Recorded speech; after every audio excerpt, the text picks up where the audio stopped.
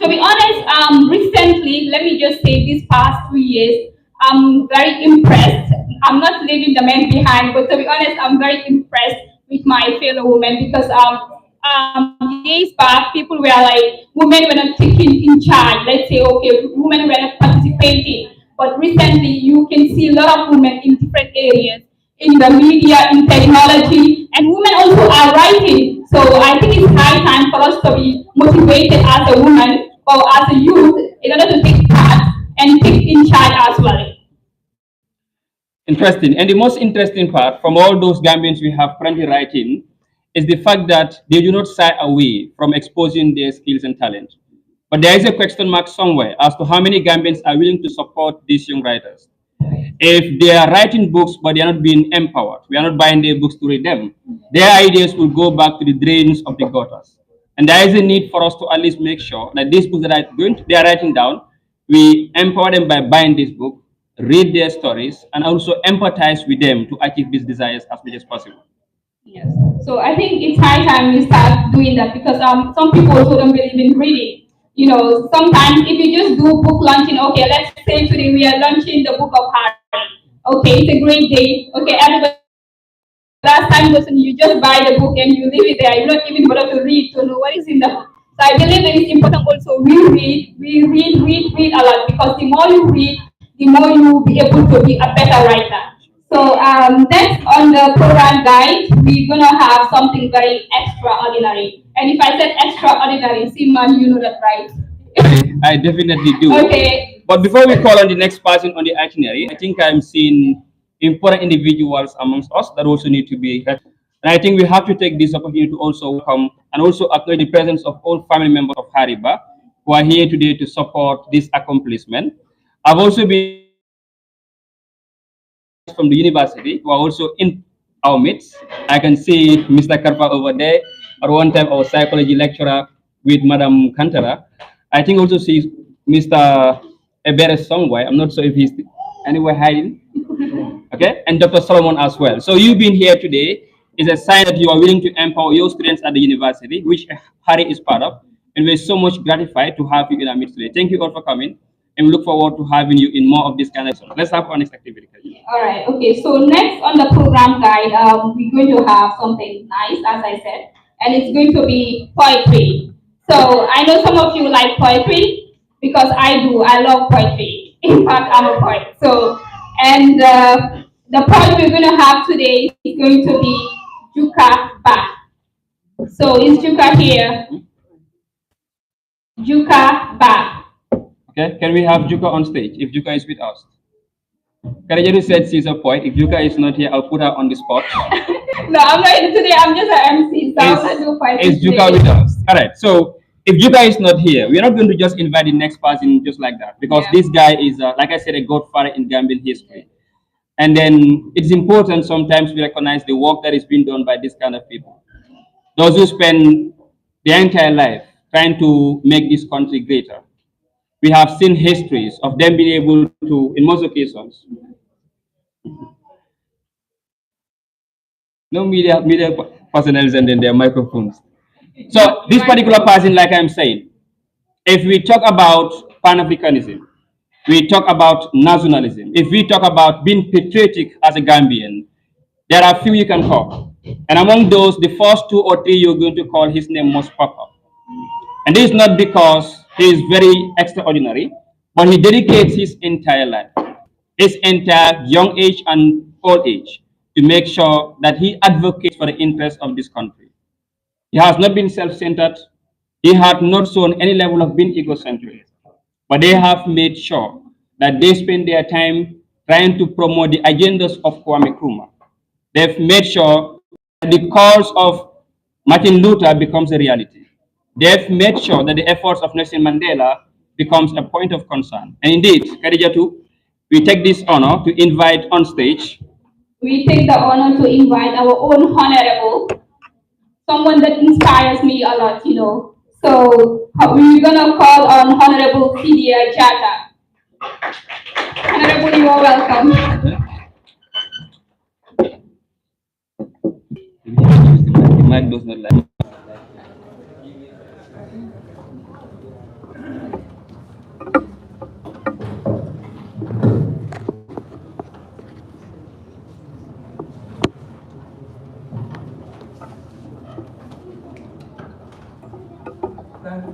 Very much.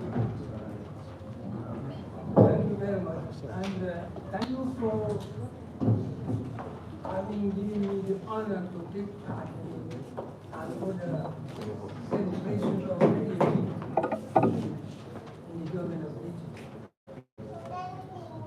Allow me to make some introductory remarks before I delve into the subject proper of my introduction. Writing or a writer is to words as a constructor is to bricks and blocks. Writer uses words to construct, particularly a poet. In the same way, the constructor uses bricks and broken bricks in a house. Technically, what the writer uses is what we call words, or morphemes, or independent morphemes, or bound morphemes. And these correspond exactly to the bricks, which are words. And in the broken bricks, I call them bound bricks, because they cannot stand by themselves. And this is exactly what the writer does. And another type of writer takes that construction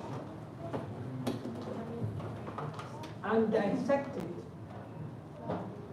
to tell you what exactly has happened in the process of construction and what meanings are derived at when certain elements are chosen to put together. And then you who read, you take that book, you take that article, you read it, and decipher what the author was driving at. Sometimes the readers see more likely than even the author himself or herself. And that's the interesting thing about writing. But I'm not going to go further into that. I don't want to get into my time because I have a particular subject that I have been assigning to focus. And that is the relevance of culture in African education and the need for a curriculum to reflect African cultures, African values, African history, and above all, African languages. So when I come to fora like this, I feel very funny to myself. And I wonder whether we are thinking seriously about ourselves on this continent. Africa has over 2,000 languages and dialects. And there are 54 countries on the continent. Each country has as many languages as you can imagine. Gambia, small as it is, officially today they recognize 7 languages. But the question we should ask ourselves, what makes a human person different from another human person? Or what makes a people different from other people?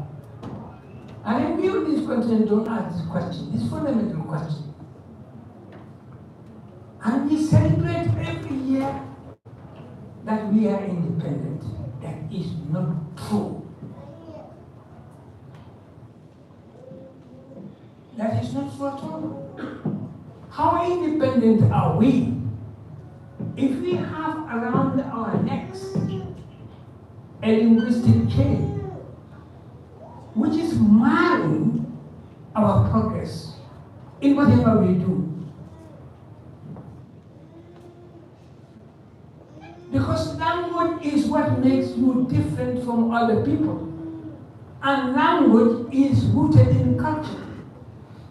The culture, the history, the values are all kept in a big box And that big box is what I'm calling language. Now Gambia is, like next year will be 60 years so-called independent. And the first generation of politicians never posed the fundamental question, without which we can never be liberated. I find it funny that we are here talking to each other in English, as if we don't have any language. For 60 years of the independence, those who came here to colonize us knew very well that to make somebody inferior, to make somebody feel inferior is to dominate him or her culturally. And the first thing to do with such a person is to seize or stop him or her using her tongue. And you give him or her another tongue. When I say tongue, I mean language. And that's exactly what the colonizer did. To make somebody serve you, do what you want and not what he or she wants. To stop somebody being proud of himself or herself or his or her being, you have to subject him or her to your will. And the best way to do that is that person to make him or her disregard the fundamental basis of his or her being, and that is language and culture. You know, we complain that colonialists came here, they took our resources away and all that. For me, yes, but that for me is not important. What is important, they came here to destroy us. They came here to stop us being ourselves. They came here to stop us using the fundamental weapon without which we can never make progress in life in this world. And that is our language, and that is our culture, and that is every value that we move. So you go to our schools, preschool, children are 3, 8, 3. We are made to learn English. And English is rooted in the culture. And to be able to learn any language very well, and I emphasize that, to learn any language very well, you must know the culture of that language. And that is why those who were born in England and they go to school there, when they come here, they speak English exactly like the English people. They speak English better than you. Even if you speak it well, the only minor thing will be your accent. Everything will be different. Will be marked by your language itself. So one of the fundamental reasons why there is still delay in development on the African continent is the fact that we have been using languages which are not helpful to make us fall ahead. Take this small country as example. Over 80% of the population are totally ignorant of the language that is being used to serve them. I emphasize, 80% of the population, more than that, are totally ignorant of the language that is being used to serve them. Take their academy, take their national assembly, for example. People who are there were elected by them, and they are supposedly there to serve them. They are supposedly there to speak a language that they can understand, to be able to evaluate whether or not they are representing them properly. In our people, we pretend that they elect people to represent them, but they are not representing them. Because what they say in the National Assembly, right now, one of the most important sessions is taking place, that's the budget session. But what is being said there, they don't know a thing about. And the 54 or let's say 53 elected members were elected by them to speak them on their behalf.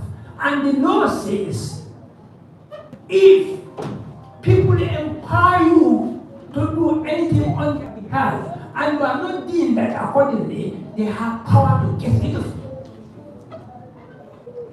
But they cannot do that. They are even ignorant of the fact that they have power to do that. And that's why they call them Mansa. MPs are Mansa, the president is Mansa, ministers are Mansa. And these are people who are employed by the people to serve them. That's why they pay them. And that's why the law says after 5 years they must go back and they should take stock of them. Whoever is good, they can still continue to vote for him or her. Whoever is not serving what they think, they should not vote for the person. But that cannot take place in a situation where the language in which everything is done in this country is alien to the people. And we say there is democracy. We say there is participatory democracy. I'm saying these things because it is time we spoke the truth. And I'm saying this deliberately to provoke you. So that when you go back, there is no laughter about this. This is the greatest tragedy afflicting the African continent. It is a tragedy that is afflicting you even after so-called independence. How many people would have had the chance to come here if we were to speak here in Wolof? 10. Every woman would have come. Every interested woman would have come because they are also interested to acquire knowledge, to be informed about what is going on. But we are speaking in a very strange language that means nothing for them, even though what is happening here is of fundamental importance to them. But it's a woman who has created something fantastic. Something that is going to contribute to the promotion of knowledge. Somebody is talking about his writer's books not being bought. Any good book, particularly the one that we are talking about tonight, should find its way into the school curriculum.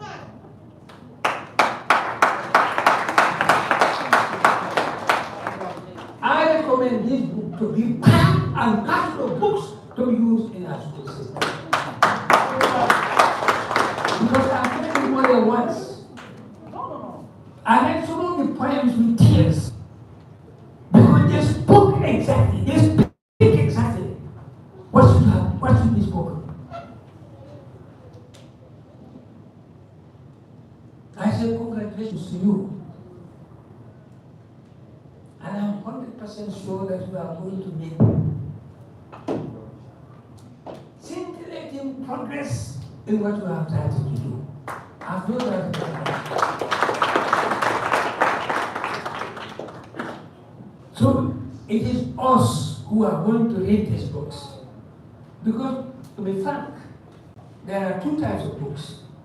There are some books which are meant for help, and there are some books which are meant for heaven. The books meant for heaven are the ones that you find themselves in the school system. Those are the books that are worth reading. But some books are not worth reading. It's not every book that is written that is worth reading. I don't know whether you know, or I'm not criticizing anybody. I'm just saying a fact. Because I also write, but I write differently. I write technical things, not poetry or not anything like essays and things like that, but they are all technical. My job is to take a poem, that book, for example, the book that we are talking, my job is to take it, dissect it, and say what it is. That is my job. I use meta language to talk about language. So, the relevance of culture, African cultures in our school, cannot be overemphasized. There is absolutely the need for that from day one of our independence. The first thing that should have been done is to decolonize the colonial education system.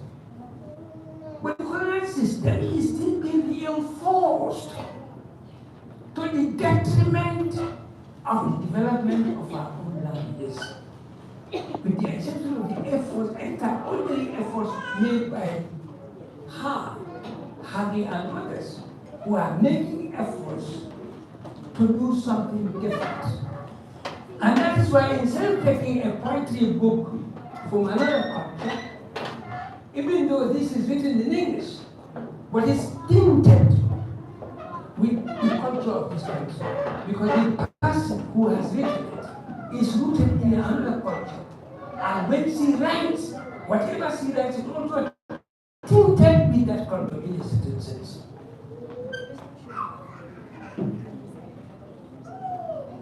So culture's importance in our education system cannot be overemphasized. In fact, it is a tragedy that it is not happening. Of all the writers in African continent, of all the writers, they had a meeting in Khartoum in 1958, the African writers. And they decided that their works should be translated into Swahili.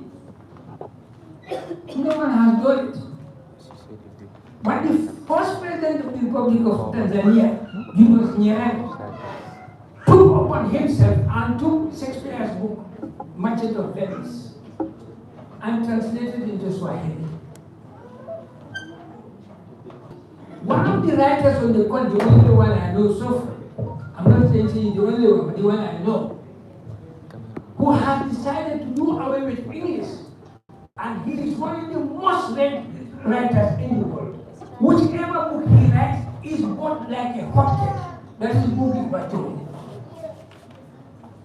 He has done away with English years ago. He writes in Swahili and Gikuyu, which is his mother tongue. I don't know any other writer who has decided to stop writing in French or English. I know there are people who are writing in Wolof, there are people who are writing in Bukunde, there are people who are writing in Mandinka and Bambara. But to say I'm not going to write anymore in French or English, Bugi is the only one I know who has decided to do that years ago. I know him personally because I worked with him in 1980, 1981, 82, when the regime at the time in Kenya clammed the door on his face, he couldn't go back. We formed an association called the Committee for the Release of Political Prisoners in Kenya. So I know him personally. So what is necessary to be done? Yes, we can continue to write in English, but we must begin to learn, and I saw some very beautiful lines in the book. I think it's about page 44 or 45 in Wolof, which shows that you can write in Wolof if you want to, or that you need to write, you need to do, and that it doesn't just take you a day. It will learn the alphabet. That's all. Once you know the alphabet, you can continue to write. I think each time you write in a particular language, you are promoting that language, you are promoting the culture of that language. That's no doubt about it. Can you imagine if all the African writers had started writing since the beginning of independence on this continent? Then Africa would have been totally different. And that's why China is totally different, even though no one ever colonized them to destroy their language. For South Korea, North Korea, South Korea had the same independence the same year with Ghana. And Ghana is richer, as far as I know, than South Korea. But South Korea is part of the first world because of in terms of development. Ghana is still totally in development. Why? Because they are using English. For me, South Korea does not use English. They use their own language. China is the most populous country in the world, 1/4 of the world population. And they never use any language other than Chinese. Has that prevented them from inventing the atomic bomb, the hydrogen bomb, and all the weapons you can imagine in the world? So people, when I started the issue of teaching languages in 1979 in this country, I had enemies, and most of them were intellectuals. All that they were sort of doing is to attack me physically. They are saying, My child always speaks Wolof. My child already speaks Mandinka. Why does he have to lie? The person speaking forgot that the English child was speaking English. But that was also him or her to learn English. Speaking language is one thing. To learn is another thing. There are two aspects of language, performance and competence. You can speak very good. All of you can speak your languages. Your performance is fine, but competence, zero. When I say competence, I'm saying, if I give you a sentence now in Word, I say analyze it grammatically. Who can do it here? That is competence. But when I say who can speak, what of you say? But if I subject any one of you here, and now I'm saying this, not with arrogance, of course, but I know I'm right. If I say, here is $1,000, I want anybody here to speak to me on a technical subject in his or her language for 5 minutes without using English words. You will fail. No one will get my $1,000. And if you want to deny it, I'll just do it right now. So that's the problem. So to conclude, I say that our cultures have been suffering when the others outside, they are not with them, but we who have been to their schools, we who have been to school have had our culture, our values tinted with the culture in whose language we are educated. And that is what should have stopped at the door of independence. But it continued. Serious argument that because of the multiplicity of languages in our countries, it would be better to speak French and English as unifying factor. Can you imagine that? English is unifying who in this country? Those who can speak it. And there is an infinitesimal fraction of the population who don't speak it. So who is English United here? When they go, we politicians, when you go around, why don't we continue to speak to people in English? We have one difficulty is everybody tries to speak the language that the people can speak. That is the truth. And that's what we should have gone with at the dawn of independence. We would have been flying up in the skies. We would have had scientists, we would have had mathematicians, we would have had all sorts of people here. The Cubans who come here, doctors, some of them are professors, they speak Spanish. The Egyptians who come here, some of them are professors in their domain. They learn it in Arabic. So it is not impossible for anybody to learn anything using your own language. And that is spurious argument that some intellectuals hold in this country. And that's not true. I can speak about any matter. I think some of you should know that by now. Those who have been following our speeches on our platform on politics. I can talk about the Constitution without using a single English word. I can talk about the economy of this country without using an English word or French word. Of course, there are borrowed words in our language. It is not a crime to borrow where it is necessary. All the scientific terms in English are either Greek or Latin. You know that? So what is the problem? You always borrow when you have for example, when this is not created by us, this is not in our culture. We never created this. So when we are taking this, when we are naturalizing this in our language, we either create using the means in our language, or we take the name for it in that particular language and naturalize that language, that word in our language. For example, you say telephone. And then when you say telephone, you say mobile. No mobile. No mobile. But that, because we have no, we are not the creators, so therefore we have no name for it. We can only borrow the name it has come with and then naturalize that word in our language. Naturalizing it is you make it into the phonetics of your language. That's what we do. So there is no crime. But then to borrow when you don't need to. Like you have $1,000 in your pocket and you go to Mr. Joe and say, Mr. Joe, lend me $1,000. Then you have already $1,000 in your pocket. Is that not madness? It is. So you borrow, when you have it, that's a crime. Let me say correctly in Mandinka speakers, because Mandinka young girls. When they are speaking now, those who listen to them in Mandinka, they say, Wole Gena Betiat.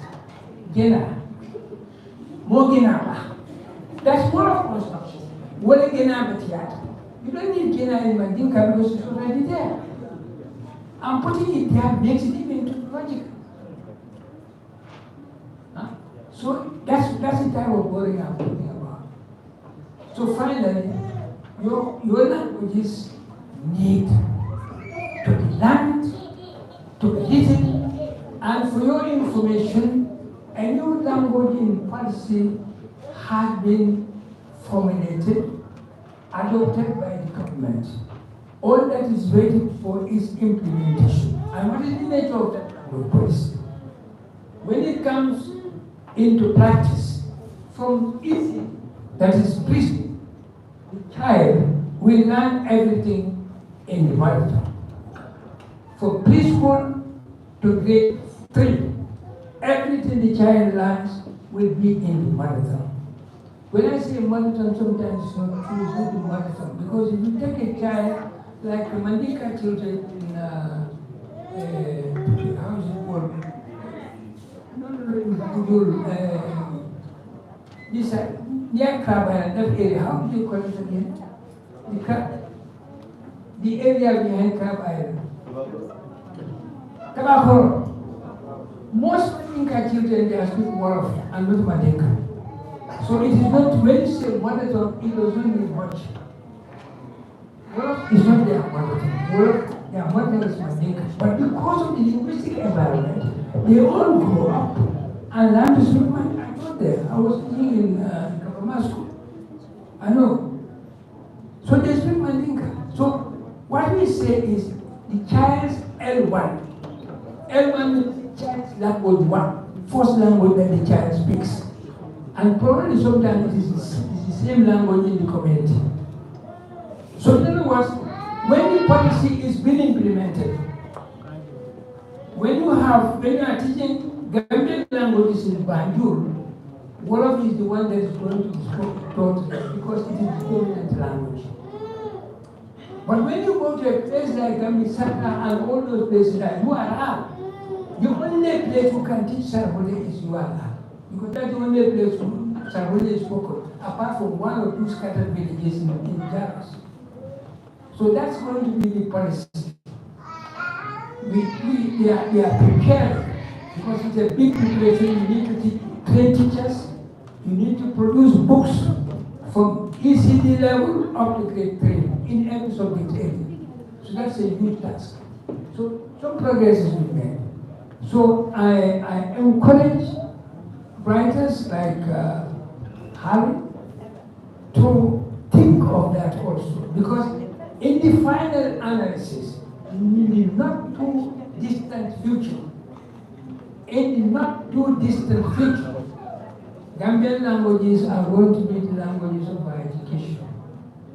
So I think we should start preparing ourselves for it. And anybody who is writing a good book in Wolof or Pula or Mandinka or Sarahole, before the implementation of the policy, you are sure to have your book bought. You are talking about writing books. Anybody who can write a book now, and you give me to edit it for you, be sure that your book will be bought, because when we start implementing the supplementary readers, particularly stories, you see, we have lost all those things. We have lost all our values in stories. Nobody is talking about storytelling anymore. because your languages have no value for writing. And that's what it's about. Thank you very much.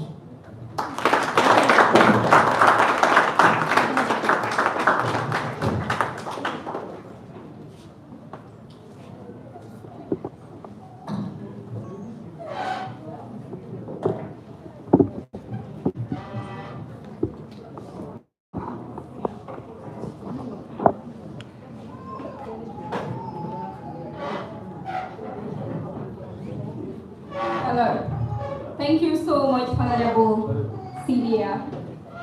Indeed, we are grateful to have you today because whenever you step in, people learn a lot.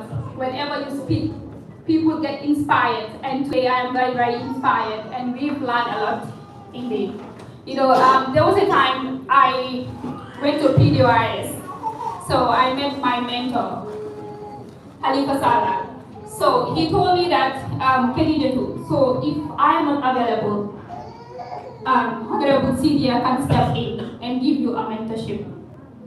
That shows how great he is. Even though I could not have a session with Honorable Celia, but to be honest, he's that type of individual that he's welcoming. Like, he's open for everybody. If you want to learn, he's always open for you. He doesn't deny people.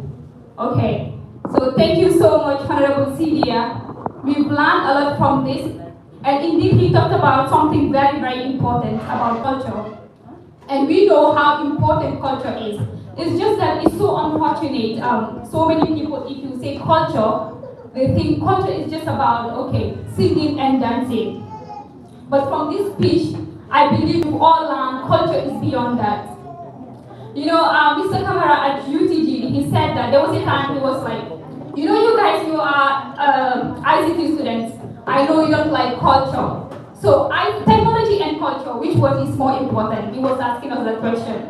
And imagine, many people were like, technology is more important than culture. We're in the modern technology, so that was the answer. And he was like, culture is as important as technology. Because culture, it shapes your behavior, your way of life. And today, Honorable Celia talked about language, which is all part of culture. Norms, manners, it teaches us a lot. So it's just so funny, sometimes even at home, you see some people like, even to speak their own local language, it is very difficult. Even me, sometimes I struggle, but sometimes if you ask me, as he said, if you was to do a test here, so many people will fail and it will start from me, So that is the importance of culture. And I'll allow my co-host to say something about this great speech. Then later, we will just move on to the next thing on the program guide, that is poetry. Thank you very much, Khadijatu. Indeed, that was a great summary of deliberations made by Honorable C.D. Jata. It seems it's back. But then, before we go any further, I think Honorable has mentioned a few things that are very important here. He talked about us localizing our activities in our local languages. And then at some point, I was a bit guilty. I was like, it is more like an attack to me, because at some point when I want to speak one-off, every 2 minutes I will have to put an English language word in my sentences. And what I took it as a challenge. I think this could be a big challenge. Let's see if you can speak for 2 minutes without a local language word, English language word. Who wants to try it? I think let us start from you. Who wants to try the challenge? You can start from him, I guess. Okay, so if I want to try, I think I'll be able to try. But then before doing that, let's few other individuals in our presence. As you could see, there is someone just on the right side of Honorable Diva. This is Mr. Abdullah Senghor. Mr. Senghor will be the book reviewer of today's occasion. Amongst us also includes some members of the GD party. The reason why I have to mention them is because we today at the Baba Hotel, purely because the event is being sponsored and supported by the leadership of GDC. And when it talk about receiving support from people, this is manifestation, that there are people for supporting young individuals as well. So members of all the GDC party really appreciate your support. Again, someone said I should not acknowledge his presence, but I think I'll be compelled to do. I wish to also acknowledge the presence of Khalifa Chabi, who has been very supportive to Harry throughout this endeavor. From the first day, I remember when Momodu C launched his book, that was when Harry also talked about the use of launching her book. And then Carl had always been there from the first stage, rising to today. And if you acknowledge your presence, indeed, it will be a great demeanor. Thank you so much for being here. So, who wants to try? Kan mau buka waktan to those people being party angale. At least I've tried that. Okay? And if I have to speak in Mandinka, it's going to be a terrible word. Take it away. So as of now, we're going to call on our first poet to, at least like they would say, jumborize, if it is a correct word. Mr. Seymour is here. I wouldn't want to sometimes try to abuse English language, but can we please call on stage Mr. Jukaba to place this other poem for us before we have the rest of the occasion. Jokes, you're welcome on stage.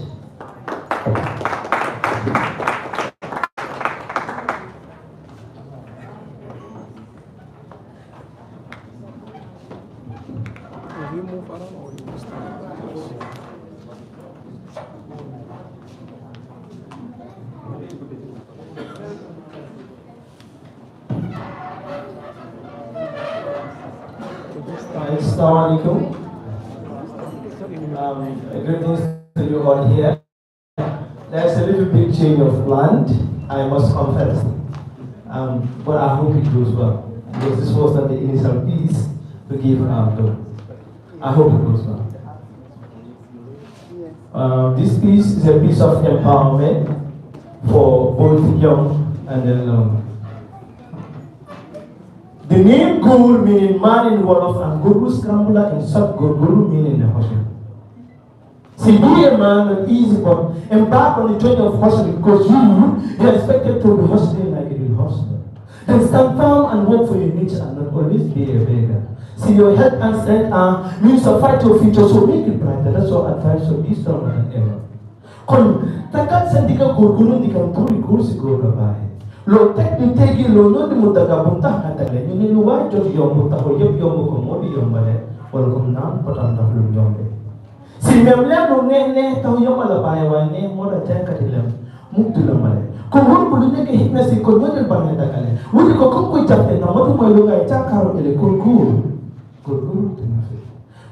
tenafe mana have say thank you today hey bale ko takat na hamne le ka nya hawo de yom but tafas bai ta jafe guru. Diga lang yung guru yung mulwa ay jigin jafe. Takat ang yung jigin yung man guru. Sumaya ay penalasi. Ang nung meti nung sa bahay o lang tayo, kung tinitifis mo yay, nito yung sekro yung man. Kung yun yun lang. Silong mo yung guru. Believe in you. Have faith. Keep the race. Don't rest. Cause one day, you shall survive this. Kung guru. Thank you.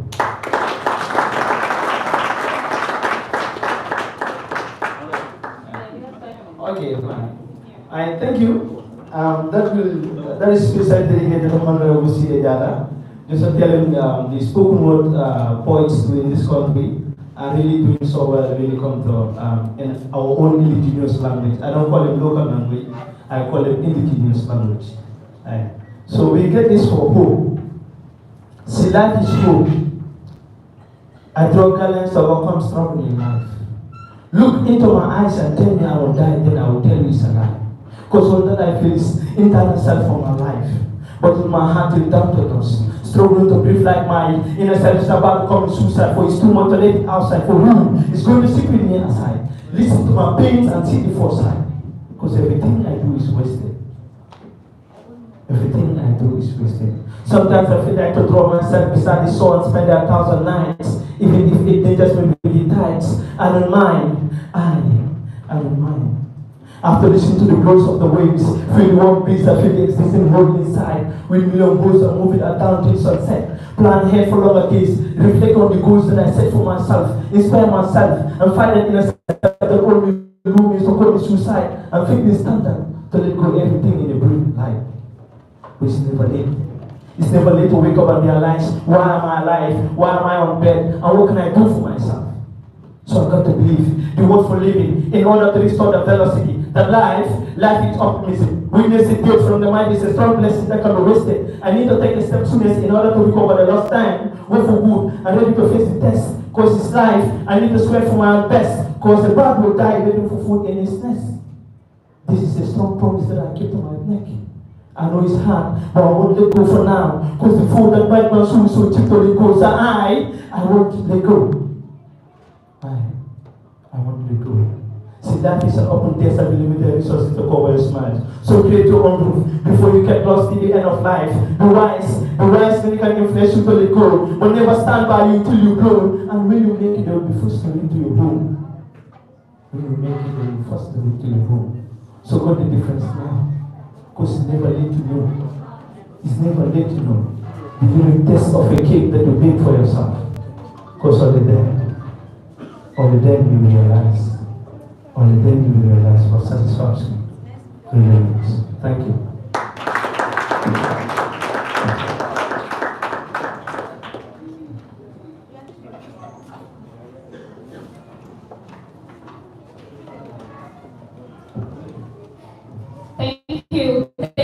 Thank you so much, Jupaka. That's indeed a great piece.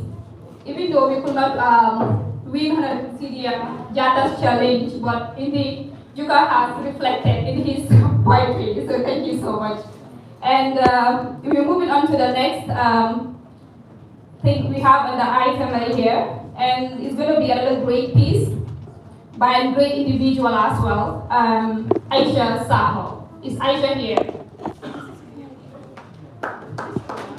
Please welcome Aisha.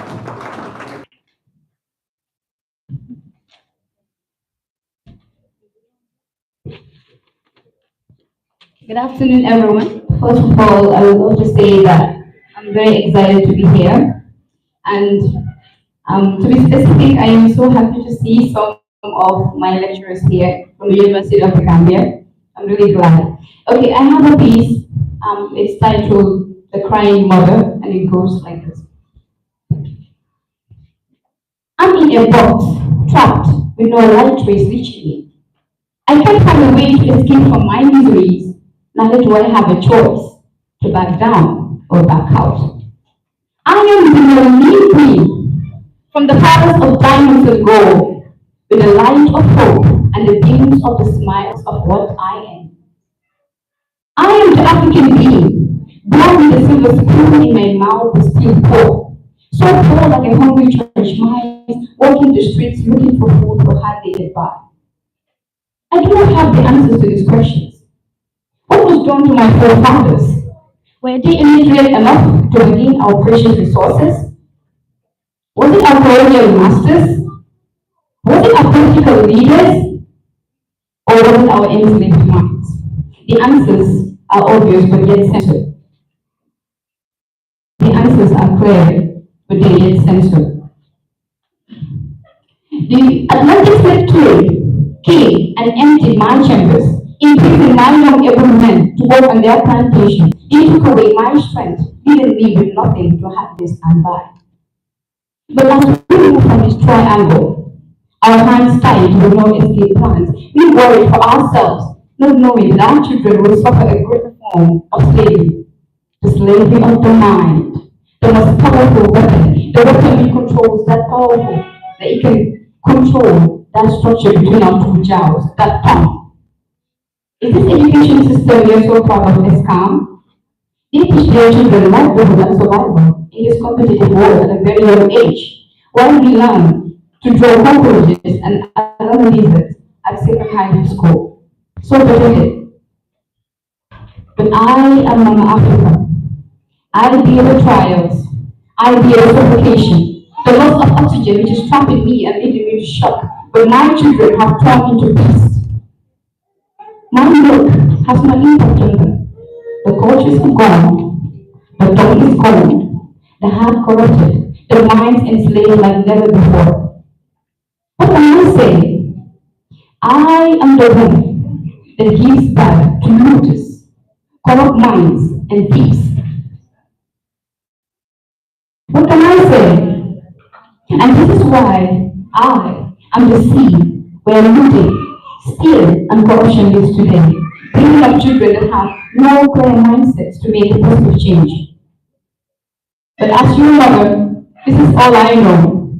As long as there is no mindset change, then we can stand and fight for ourselves and take in charge of what we own and be proud of what we are, then we go nowhere. And I made the decision to choose to be barren and to continue giving birth to children of this caliber. That is the end of the poem. So all in all, the poem is a great reflection of the questions we should ask ourselves. And this starts from me before you. Let's ponder back onto what we are, where we are, and where we want to go, and see if we have that mindset we started or put into place. Do we think we can make it? Are we sure we get there? Of course. Because Africa is always the land of hope. And we start here, then we get there. And if all starts from me, then you. Thank you so much.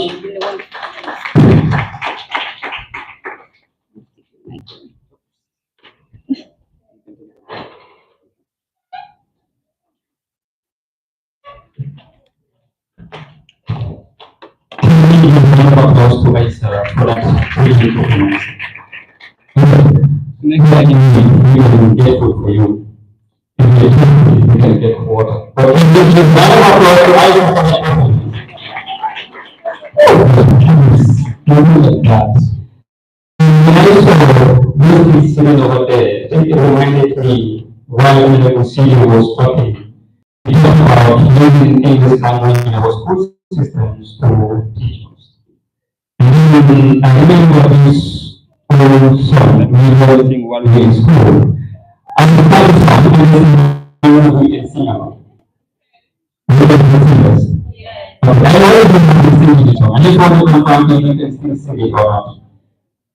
And let's sing the first line, and if you know it, let's go together. Are you together? Okay, so twinkle, twinkle, little star. Let's try it. I want to say one of you to do it, right? Mine is that. One is yours to do it. Are you together? Twinkle, twinkle, little star. How I wonder what you are. Oh, above the world so high.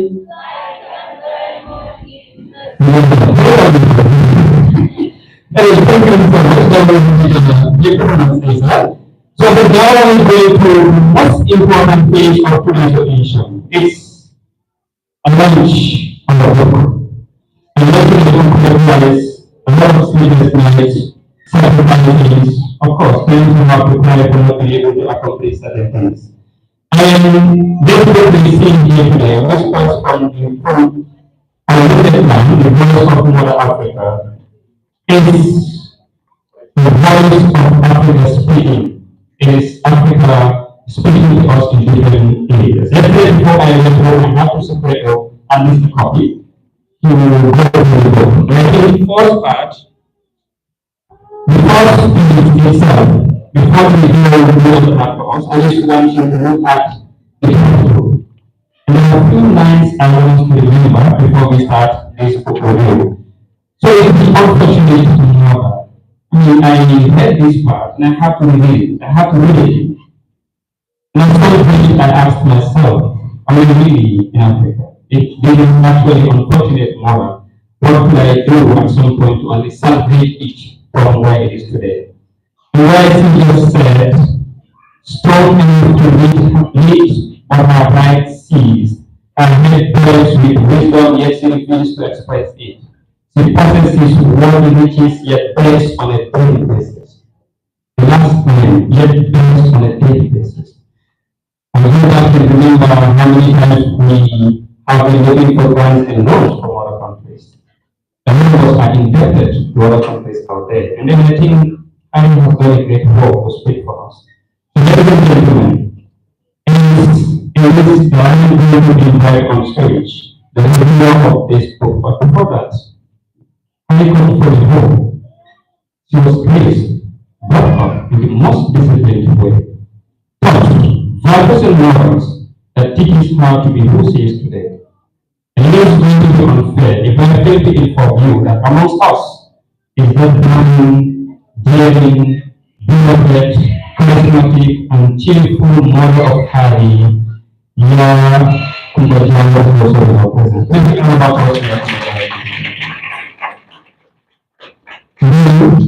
Also, we are in our presence. Let's invite on the podium the man of nation, the man of the nation or literature.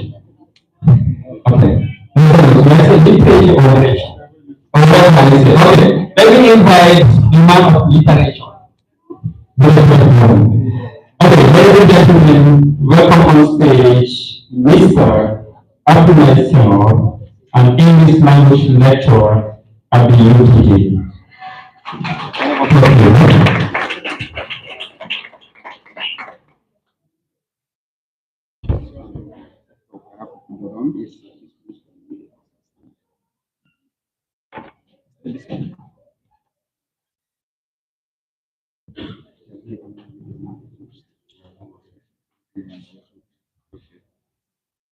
Good evening, everybody. Members of the High Table, Honorable Senior, Honorable Sir, authors, poetess, good evening. Distinguished ladies and gentlemen, members of the press. My first question is, who there says anything after listening to that great lecture by the Honorable Senior Jata? Who does have anything to add onto that? All what we can do is to crave his permission to do this inglorious task assigned to us by the poetess, else he reports us to the ancestors, and we wouldn't want that. To start with, poetry uses very intense language, uses a lot of literary devices and literary techniques. So to start my review, I want to ground myself into some of the definitions given by the early writers of the genre, starting with the famous romantic writer, William Wordsworth. He's a founder of Romanticism, and he defined poetry as the spontaneous overflow of powerful feelings. It takes its origin from emotions recollected in tranquility. In simple terms, poems are emotional and physical experiences that are remembered during your moments of calmness. Matthew Arnold decides to even simplify it once more. He says we should understand the work of poetry as it is poetry that shows us a mirror of life. Ordinary mirrors reflect reality and not distorted reality. So poetry does not deceive, but it simply depicts the realities of life. Today, as we witness the launch of yet another work of poetry, we are confidently asserting that literary creativity is not a proprietary domain of one group of people. It is not only for academics. It is not only for professors. It is not only for the old. It's a domain for everybody, where everybody has a role to play. It's a field where both the old and the young, academics and non-academics, can contribute through perception, through imagination, and through creativity. Hariba has added her name to this great number of Gambian writers and poets who continue to raise the flag of Gambian literature in literary creativity. Her debut anthology, Whispers from a Wounded Land, the voice of Mother Africa. It's an extra contribution nudging Gambian literature in a positive direction. And I would say it's a must read for all Gambian youths and all poetry enthusiasts. With this debut anthology, she has achieved what Achebe describes as re-education and regeneration of society. And it has given way to the old saying that until the lions have their own historians, the history of the hunt will always glorify the hunter. We have to start telling our own stories, write our own stories through our poems, through our plays, through our works of prose. We should not leave anyone else to do that for us. Otherwise, we would always be left in the footnotes. Starting with the title of the poem, of the anthology rather, Whispers from a Wounded Land, the voice of Mother. What is the source of this wound? Because the land is wounded. So what is the source of this wound? And by way of answer, we are saying there are a series, a plethora of historical events that are responsible for this wound. Events that are historical in the distant past, events in the recent past, and events of today that are cause of this wound. They are not just one isolated event, but events that cuts across time. From the time of slavery, the Atlantic slave trade, which was part of the triangular trade, and which was the most lucrative business of that trade, this wound started to grow and fester. Up to the time of the Berlin Conference of 1884, where Africa was partitioned, this wound continues to fester. That conference, the slave trade, scourged, oppressed, and exploited the people of this continent. It dehumanized our people, not in the interest of our people themselves, but in the interest of those foreign lands. That's what has caused the wound to fester. But then after colonialism came independence. And with some hope of healing of this wound, that's what independence ushered in. But instead, what happened after independence?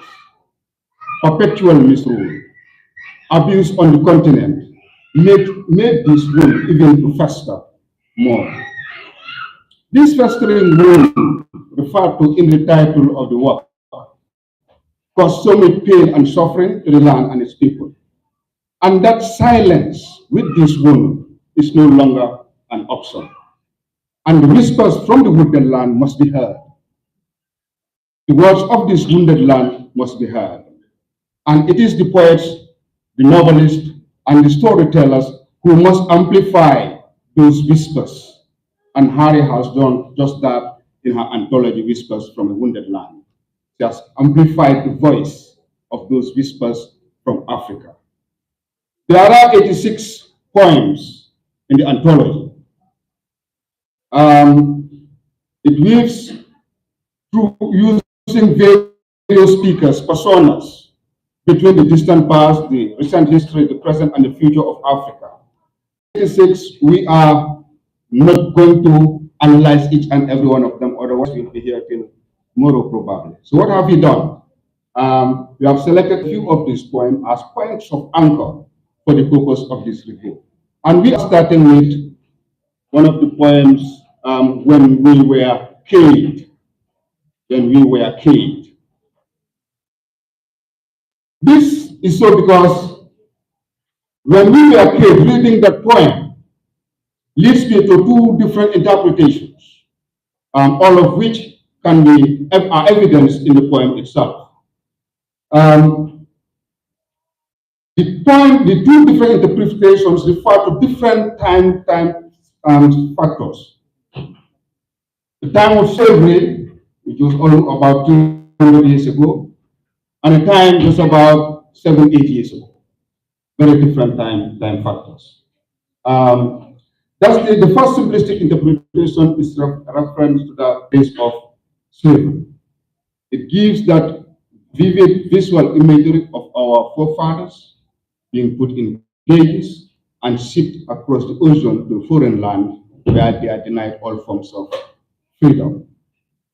And that lasted for nearly 300 years. Then came emancipation. But then in the other sense, when we were paid, depicts the government, it's the people, the continent, who should use that wisdom, who should use those resources for the betterment of the populations on the continent. Um, According to the speaker, this is as a result of Mother Africa's failure to utilize intellect. And that is clearly seen in the second stanza of that poem, which I really want to read because I fell in love with that stanza. Her voice can control nations from this to many generations, with no cunning interruptions, but chooses to stoop so low.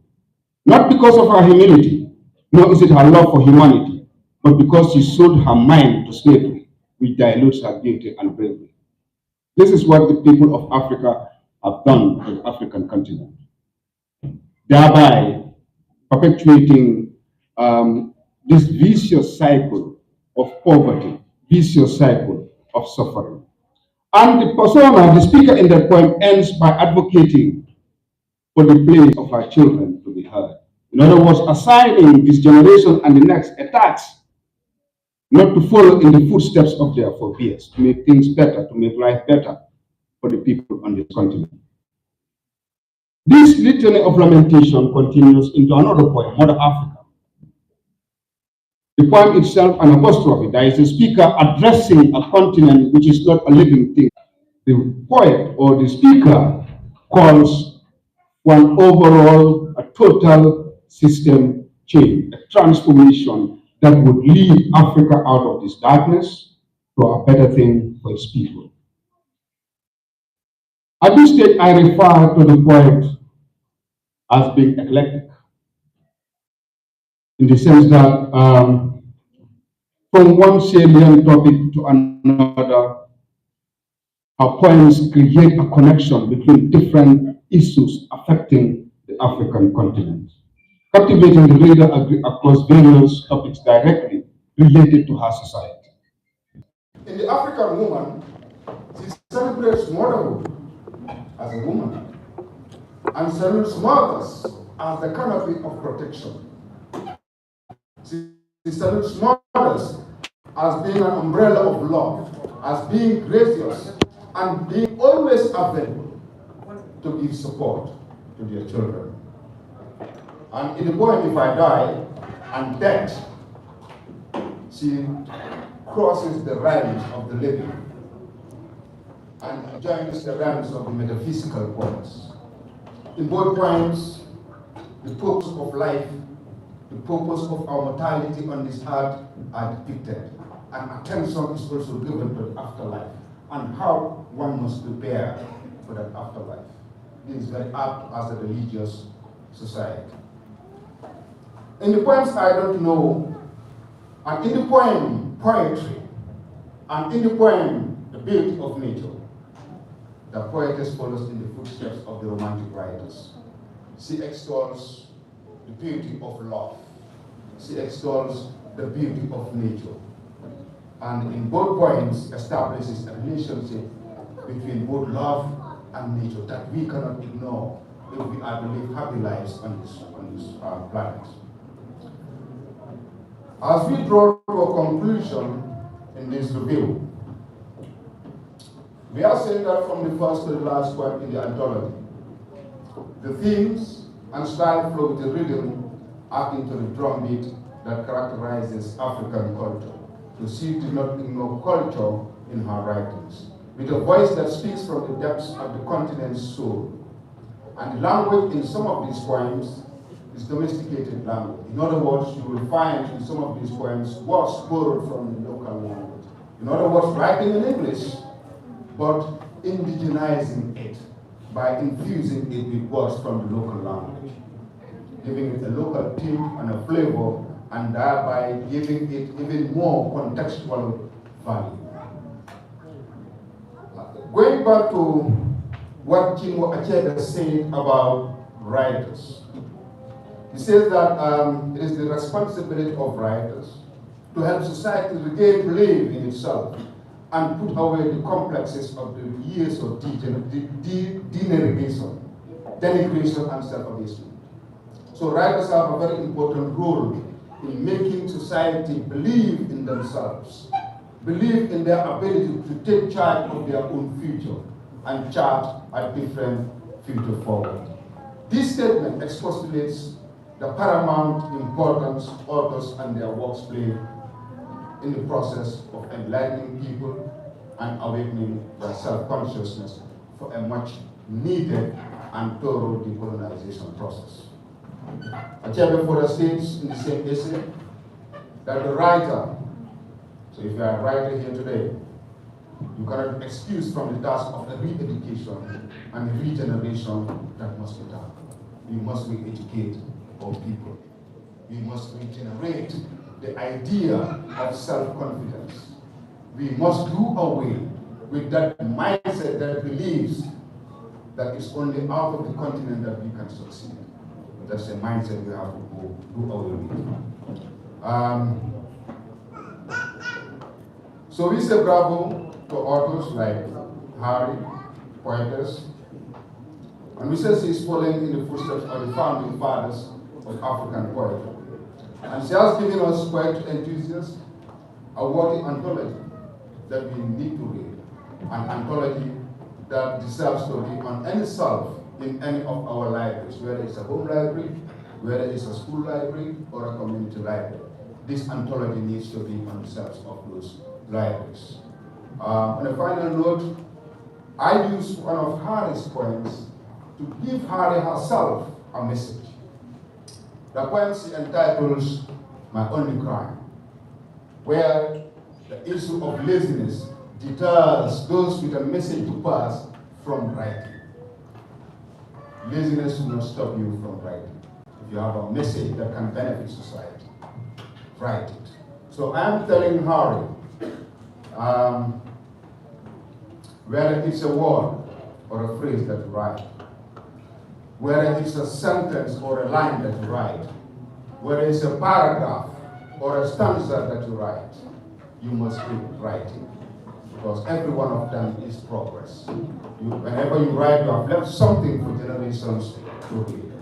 So keep writing. Thank you all.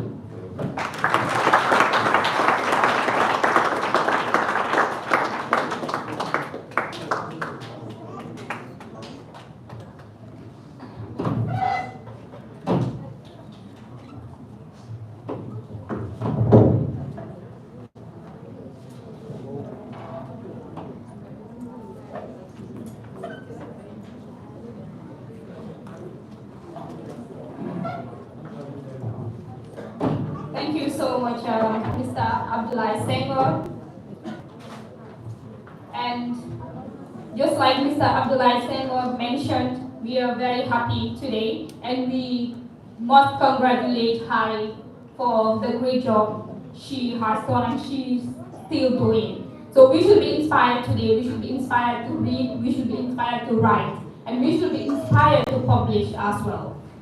And in the review, Mr. Abdoulaye Senghor made mention of something very important. And also he highlighted some of the key titles that Harry mentioned during her book. And if you look at the book, it's talking about mostly colonialism. It's talking about the impact and the changes and what can we do. And when I was checking also the book, there's a part that inspired me, like a part that I admired a lot. And I can't wait after this event so I can read the book. And that is, if you look at page 67, it talks about, the title is Be Yourself. So in this book, it's not only talking about colonialism or talking about Africa, it's also talking about a way that you can make your life better. Because if you hear be yourself, it says that two of the lines says, be perfect for yourself, don't be perfect for others. Which we all know nowadays is really, really disturbing us as youths. Oh, let's say, sometimes you just want to be perfect for others, you don't want to be perfect for yourself. And once you do that, you fail. So, and the other thing that also Mr. Senghor mentioned, he mentioned about poetry. He says that poetry shows mirror of life, meaning poetry depicts life.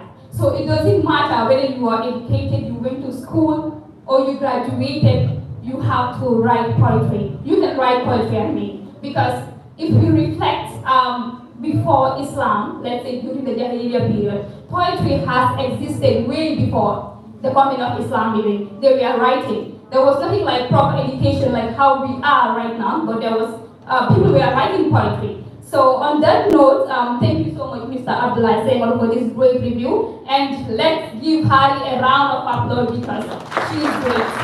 Thank you so much, Hari, for teaching us a lot. And I know after this great session, we are going to read the entire book and to be inspired more and to learn more.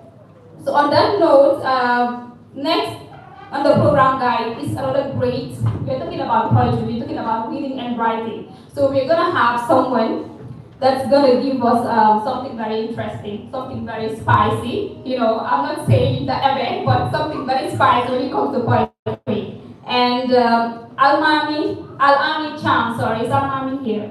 Al-Amin Cham. So let's give a round of Al-Amin. Okay, Al-Amin Cham.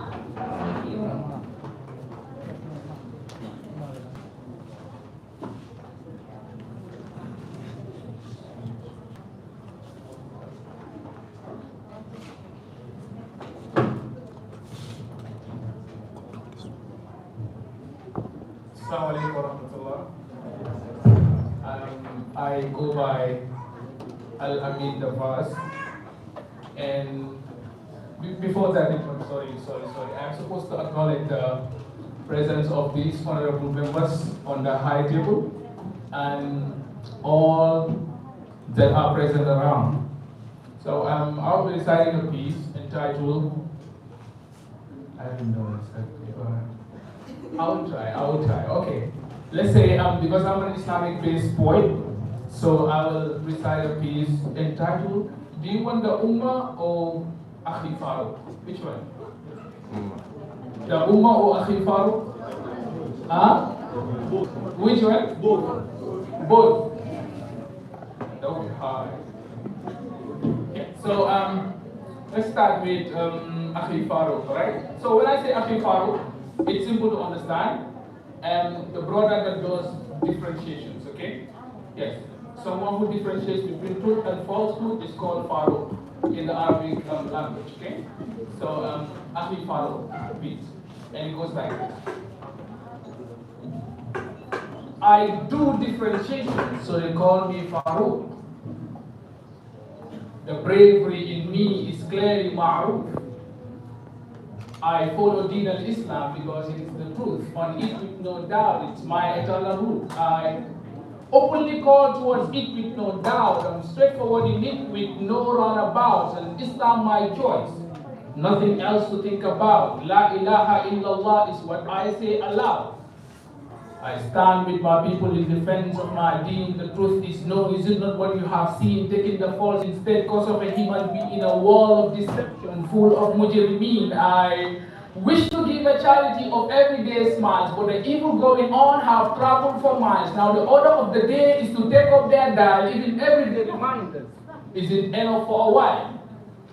Should I keep striving for just myself, because the people around me are now acting deaf? We no more interested in the deen and its ref. Masajids are empty. Well, they all left. Ma'mun fall asleep when Imam is on someone. Everyone prefer listening to the demon. Catch up with the Imam is the best man. Come on, we act nowadays as if our names are torn to Mr. Robinson Raymond. I'm sorry to say.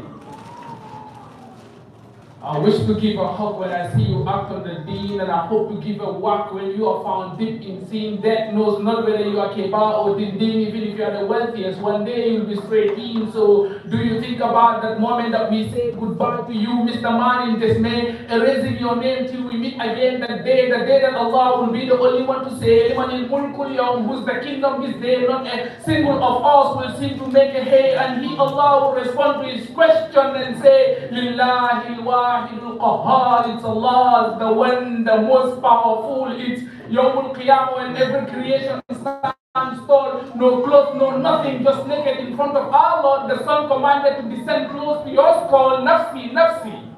All I care is my soul.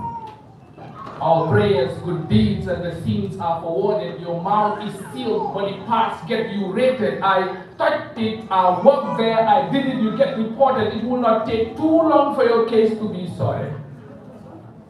So we've already differentiated the haqq from the batil. Brother, embrace the truth and do not be a jahil. You stagger on the ground, but you can't be told past hill. Jahannam is real, bro. Take a chill pill. So it's not too late, we can go back. His rahmah is wide, we can all have. Repent and regret with pure heart, and Allah will accept it whole heart. I want to greet you in Jannah with the greetings of peace. Enjoyment perpetual, never will it cease.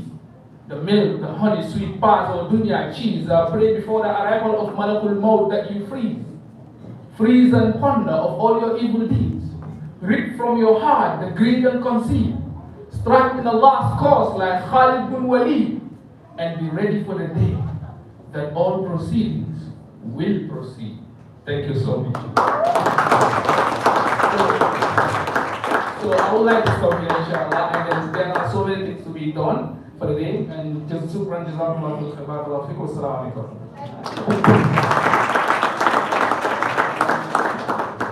Wa alaikum assalam. Alabi, you taking my mic away. Yes, you just decided to steal my mic away. Okay? Let's give a round of applause. Such a brilliant performance. I think that was a good footing for us now to move to the second most important area of this book launch. You know, if it was a cultural activity, maybe engaging on a wedding, the ladies will go with the $5, $10, right? Isn't it?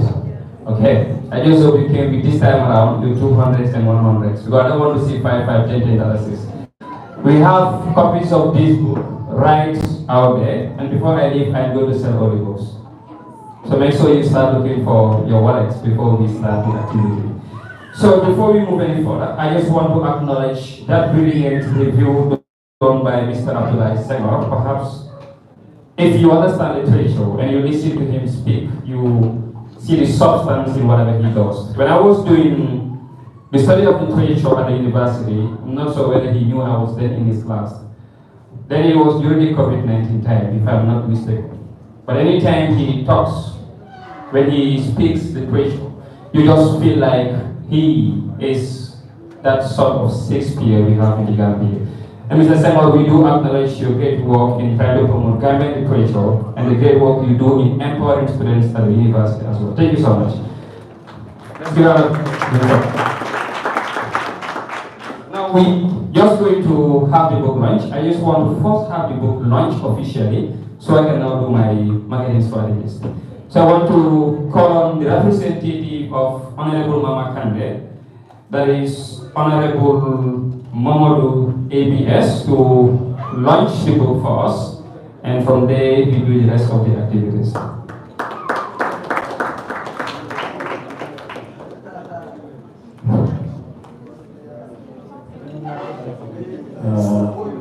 Assalamu alaikum. Good evening, members of the High Table, ladies and gentlemen of this hour's gathering, and esteemed invitees. First of all, I will say that I'm very much touched by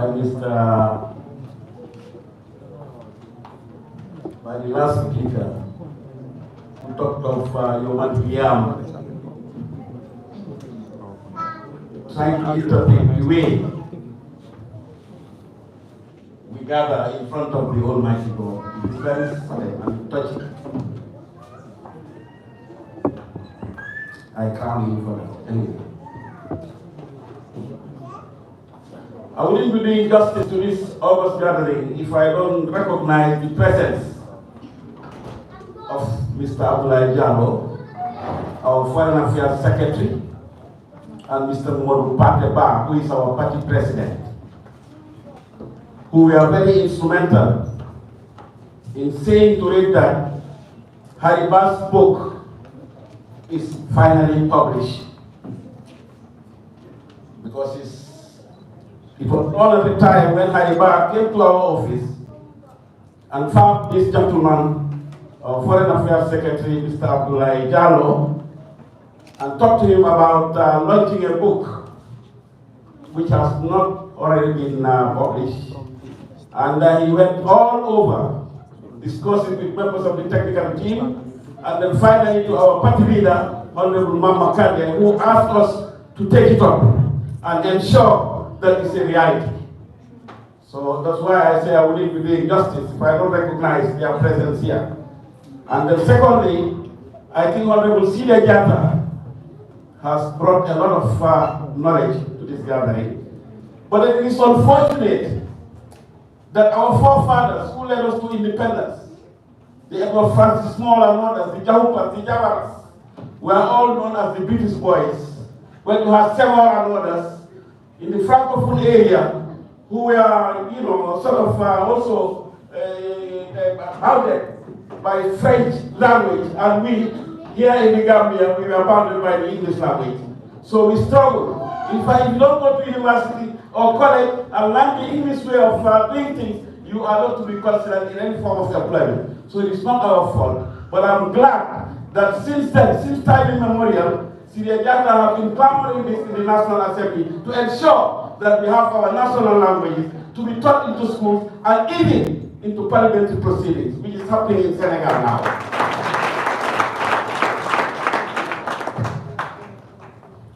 And I now move to what has been assigned to me by my party leader. That is to read this missive on behalf of Hariba.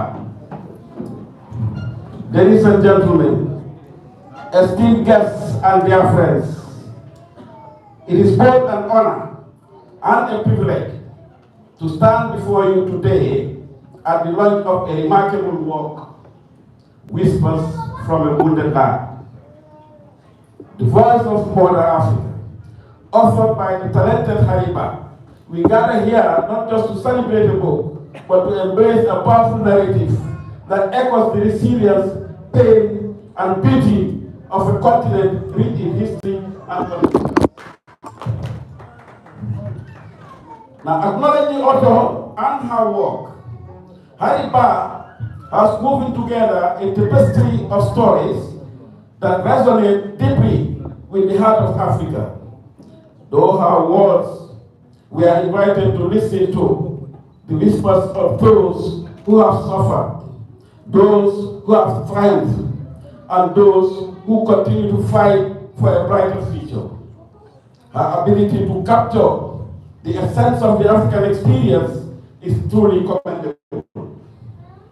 In this book, Harry gives voices to the voiceless, illuminating the struggles and dreams of many who have been marginalized.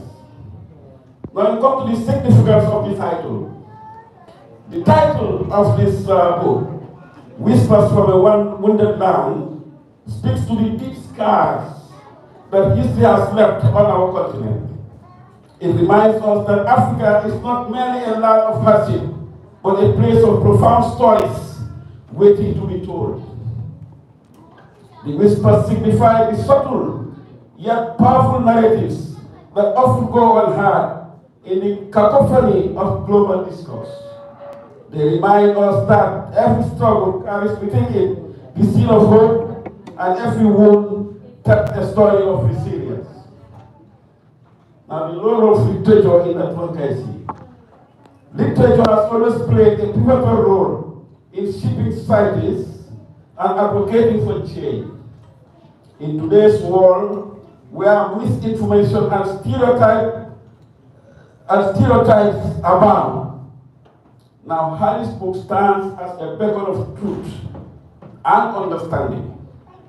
It challenges us to confront uncomfortable realities while inspiring us to envision a future where Mother Africa is no longer wounded, but healed and empowered. Call to action. As we embark on this journey, through Harris' words, let us not simply be passive readers. Let us become advocates for the stories that resonate within these pages. Let us share them, discuss them, and use them as catalysts for change in our communities as well. We each have a role to play in amplifying the voices that Harry has to passionately brought to life. In conclusion, I would like to extend my heartfelt congratulations to Harry Bach for this monumental achievement. Your dedication to giving voice to the silence is a gift to us all. My whispers from a wounded land inspire us to listen more deeply and to more boldly and to dream more freely for a future where the whispers of Africa are heard loud and clear. I thank you for your kind attention.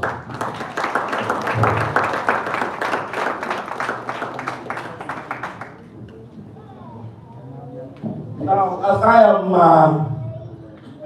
instructed by my party leader and a member of Harris' team, I hereby declare Pledge of the book, and we know how great this book is.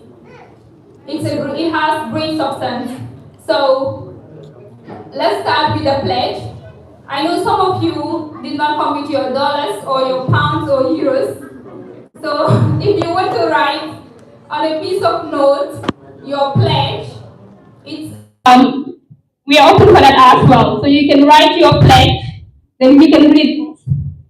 If you also want to raise your hand and make a pledge, we are open for that as well. So today, we are the givers. Sima, I think we are givers now. So. So, over here. So we have 40 copies of this book, and I don't want us to go home with any of these copies. So what we're going to do, the first thing we're going to do is to support the author and sell the books. And when we go home, we also read the book to understand the context of what he has put here. So let's start. We will want to finish to my books. At the start, 2 years ago, we had a poetry album launch called The Backing Exchange, and during this launching, Harry was chief in the organizing committee of that particular album launch. This launch was done by Grandma Makewood.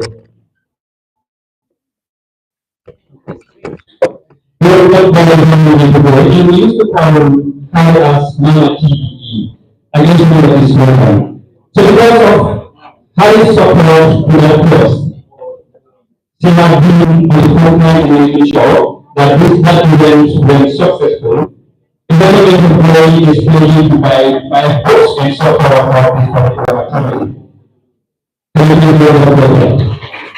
So, I have taken this out, now. I will bring this out when you graduate. When you graduate, I will leave you labels. Now, moving on. Lecturers, giving partners, family members, friends. Okay. Instead of values, I will be two. Yeah, I will be watching movies. Why do you like 10,000? And then the other is no, 25,000, right? So if how far pay is students, that is this, right? I want someone to do yes, we want to finish. We are buying 5 now. did 25 books investing. Let's do round of applause for that. So what is this now? Important. You already the beginning of someone to help me speak with these things down, okay? GC is playing 5. Okay? That means you have 7 books sold, or is 5 books, that is how much? I failed mathematics. Let's get it now. Can you bring those? Who else wants to fetch? If you don't want to fetch, we're looking at this now. Who else would like to fetch? But everybody is not here to have a music number. Yes, sir. How much are you paying, sir?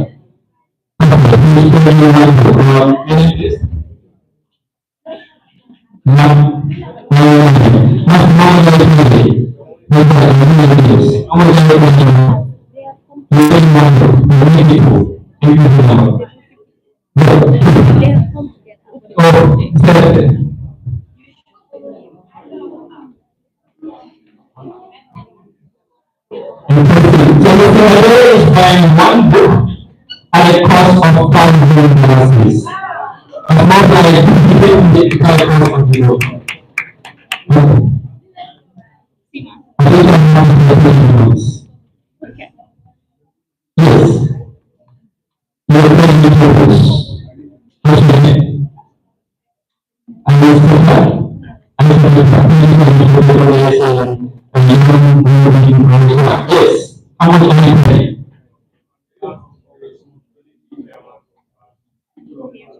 Okay.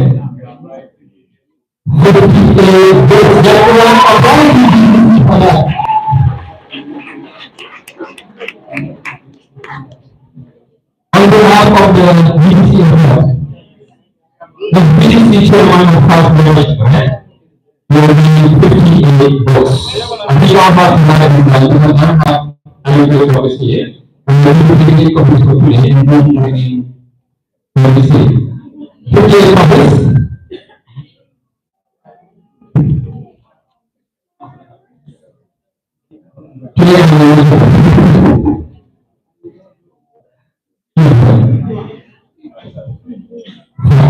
For GBC 3, 4, 5. Let's put the round of applause to all of those and parallel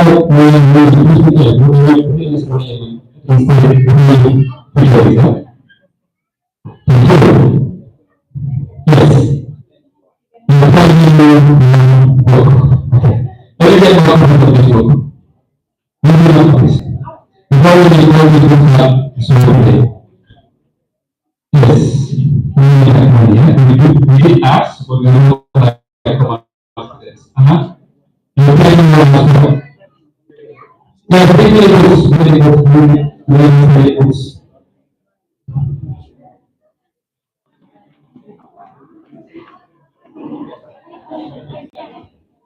Yes, so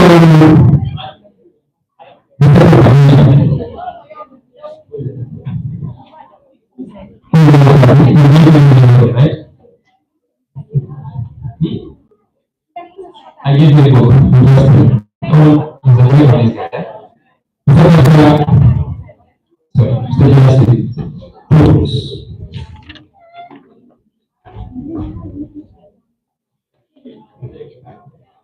Your books, to be honest with you, I am selling your books, but I'll give it to you. It's fine. Let's count the remaining more and then keep this for the VDC of fast literature. Yes, you need one book. Yeah, one copies for them as well. Yes. Take this one to the other one there before I will see the book from you.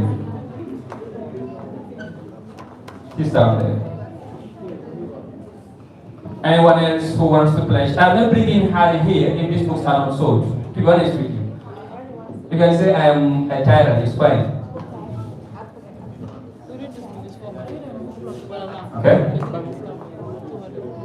So we still have more. We still have remaining books on our podium, and they're not supposed to go home. We want all the books to be bought. Right, fair enough. I think I've explained enough. So we can now move to the rest of the occasion. Usman, you want to buy books? How much? Okay, I'm still looking for those that I should call their names. I don't want to be sentimental, but I think there are people seated in these books. Anybody else? Alright, so thank you all. Please give a round of applause to yourselves for supporting my young writer. And pardon me for also exploiting you. I think it's important when a person sacrifices her time to write things down, we also support any way we can. And buying this book, they will empowering her and giving her a voice that she can write more as much as she can. Ladies and gentlemen, we are now at the climax of today's occasion, but before we bring in the last item on our itinerary, we want to present this certificate to somebody who had been very supportive to Harry since her primary school days. You know, as students, it is a teacher that guides us, and that makes us realize our potentials in most occasions. And it is ungrateful if we fail to acknowledge the efforts of those people as well. So this particular certificate is presented to Mrs. Cindy Fight, longtime teacher of Harry in primary school, for her invaluable contribution as a foundational teacher towards Harry's personal and professional growth. Thank you so much for being an inspiring teacher since the beginning. Do we have Mrs. Faye in our midst? Mrs. Cindy Faye. Okay, of course. Let's give a round of applause to her. Man, thank you so much. Oh, okay. It's not her. Harry, please help me out. Where's the teacher? Oh, it's yours. She's your grandmother. Okay. Have you pledged? Okay. How many books? Okay. So we can definitely have Harry. You can kindly take the honor to take a picture with him for this. Yes. Photographers, you can take a good picture of that. And thanks to your grandmother for supporting her and making her realize her potentials at that early stage. If this book launch is done today, we cannot shy away from the efforts of your grandmother since the beginning. So Mrs. Cindy Faye, thank you so much for contributing towards her growth, both professionally and personally as well.